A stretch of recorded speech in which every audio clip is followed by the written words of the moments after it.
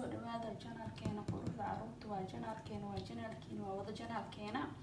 maanta maxaa idiin wadnaa cabitaan yar oo laga sameynayo labadaas cambe ah koobkaas caano mango milk shake la ma fahanteen. waad ka heli doontaa insha allahu tacaala. sida u hagaajinayno ila socdo si wanaagsan. waa soo jarjaraya hadduu ilaahay ka raali noqdo marka insha allah.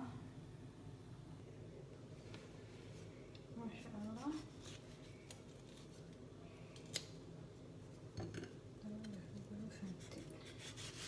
بسم الله.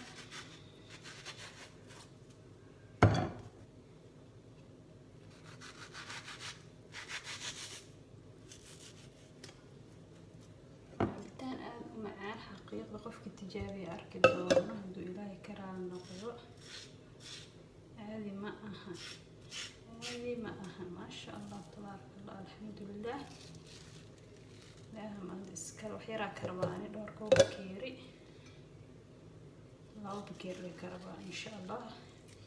بعد كيري السين كفاية وعان عنده إلهي يراهدو هاد أيوه معايا إنسانا كسو وضايا كتبوا أركانا سيدو كسو بحو. ما شاء الله markaas waa soo diyaariyay maxaa la dhahay geedkaas ku soo shubay ina shiidaa rabaa marka koobka caanaha waa kaas waa inuu ku soo darsado hadduu ilaahay ka raali noqdo. wasaqda